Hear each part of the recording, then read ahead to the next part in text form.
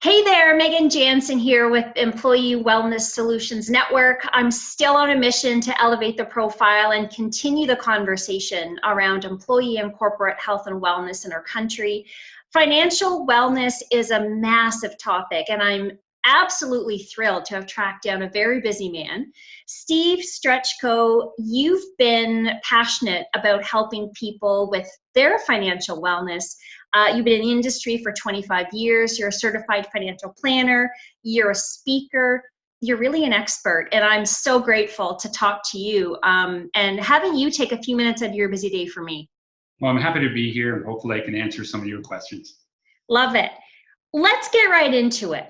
Finances can be stressful, and there are implications when people are stressed about their finances. So why is financial wellness so important? I'm going to start with a big question, but hopefully we'll get into more specifics as we go. Why is it so important? Well, I think it's so important because it affects everything we do in our lives. It doesn't matter what stage of life we are in. If we're having financial stress in our lives, our behavior, our relationships, not only to our significant others, but to our friends, our family, and particularly even coworkers, we bring this burden with us, and it can really change how effectively we communicate and how effectively we actually exist from a day-to-day basis.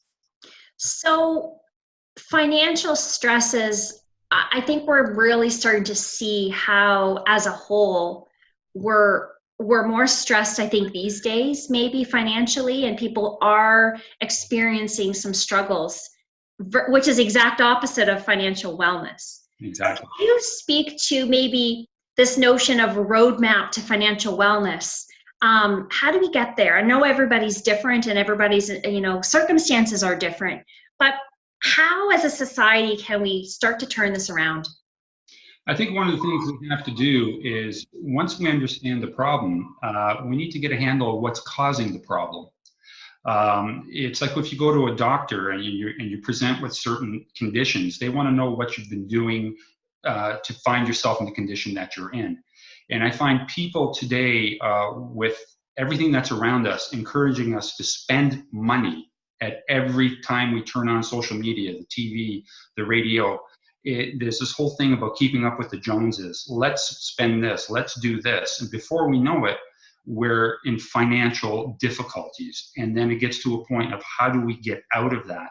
And sometimes some of the answers aren't very pretty, and this causes stresses in our everyday life. So you bring that back to the workplace, because that's what we're all about. We're wanting to continue and elevate this profile of healthy people at work. I mean, people are struggling financially. Their performance, their contribution to the culture. Sometimes, presenteeism is an issue, absenteeism is an issue. What are some of those responsible things maybe one can do to help themselves better understand their situation so they can look at more financial wellness strategies than feeling in distress so often and so much? I think one of the things that people can do is when they find themselves in a position where they might be out of control, or they're in a position where they don't feel like they have control, and that's what causes a lot of stress. When you lose control, you feel uncomfortable, is to go to a professional. There are a lot of people out there, there's financial planners. I'm not talking about a stockbroker, I'm talking about actual financial planners.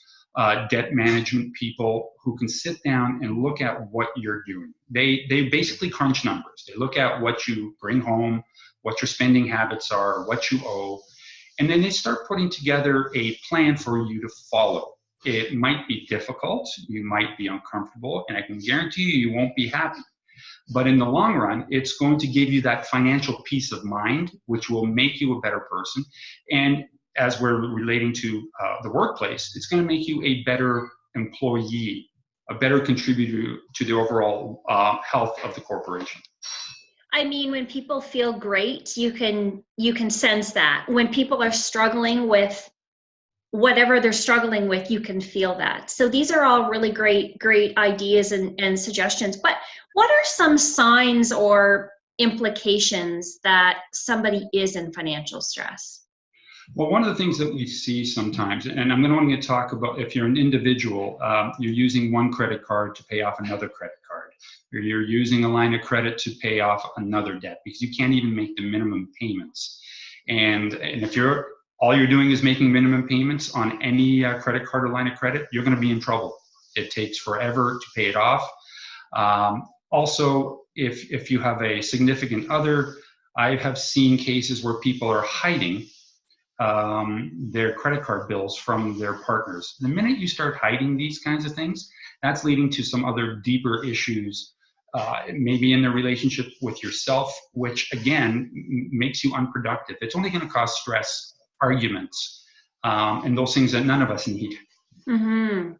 What are your thoughts around identifying expenses, identifying what's left over? Does one save? How much does one save? I know these are all aspects of the roadmap to financial wellness. Mm-hmm. Do you have any overall takeaways that one may be able to put in their back pocket to get them started on this better journey of their financial wellness? I think one thing people need to do is to have an understanding of their spending habits. So before, again, you can figure out where the money is going, you have to figure out where the money is going. And in other words, people don't understand that when they go to Tim Hortons or Starbucks and they're spending $6, $7, $8 a day, or if they go out for lunch 3 times a week, or if they're picking things up just on the whim, all those little pennies add up to a lot of dollars. And once you get an understanding of how you spend your money, when you spend your money, you now have an idea of how to tackle, at least you have a chance of how to tackle the spending that isn't necessary, because that's where people run into problems, is the uncontrolled, unnecessary spending. And I think some of it's just, if you were to take a look at one statement to see what goes out, it's probably shocking for most of us. It absolutely is. I ask my clients sometimes to do a budget, and they think it's work. So a lot of times they don't want to do that, but it does bring into clarity where the money goes. And we have all sorts of things in our society that we didn't have 20, 25 years ago. What people are spending on their cable packages, their cell phone bills, all these things didn't exist a few years ago, yet it's costing in some cases hundreds of dollars each month, which we didn't have before. Now you think a $300 phone bill per year is $3,000, or per month, pardon me, is $3,600 a year. That's per year, and that's with after-tax dollars. So once people understand how money works, they can now start tackling the problem. Amazing. And it does make sense. You have to understand where the issues are before you can fix anything. So getting down to how much money you're spending at Tim Hortons and Starbucks is a really great exercise. As we tie up, this is such a massive topic. As we tie up our discussion today, do you have any final thoughts as maybe tips, strategies, or thoughts around this whole topic of financial wellness? I do. I think when people realize that they may need help, or people aren't necessarily in trouble, but they want to do better, is to go back to what I just said, is have an understanding of how you spend money. Understand your relationship to money. There's a lot of people, we grew up in a society where we didn't talk about money at home. Our parents never talked to us about money. So sometimes people don't feel that they can speak to people about their issue. And there's a lot of helpful people out there. The internet is a wonderful source, but all it is information. It doesn't help you implement. So once you come up with a plan, the most important thing to do is implement it. I have one more question before we do tie up. I just thought of one. As our children are becoming more and more savvy pertaining to all these different things that does cost probably more than what they used to, do you have any thoughts or ideas on how early do we talk to our kids? How do we speak to our kids about money? You just mentioned a great point. Growing up, you never heard about talking about money and what a budget was. You kind of had to learn by default. Now that I feel the conversation is happening more so, do you have any thoughts on how do you get that started with your own children?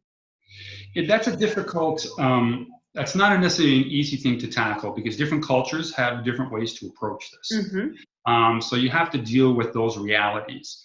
But if you, unfortunately, we have a machine in all these stores or banks called ATMs where Yeah. kids see you walk up, you stick a card in, and it spits out money. And it kind of reinforces that money grows on trees kind of attitude that's out there. We need to teach kids that money isn't a finite, an infinite resource. It's a finite resource, and that you need to spend your money wisely. Now, obviously, you're not going to be talking like that to a 5 or 6 year old. I think as you can introduce things along the way, and as the kids get older, you can show them that how to use it properly and what the ramifications are if you don't. Great point. Steve, thank you so much for sharing your thoughts, insights, professional strategies pertaining to financial wellness. Finances can be stressful for some, if not most families at some point during their lives. So thank you so much for your thoughts and strategies today. Oh, it's my pleasure. It was great speaking with you. Have a good day.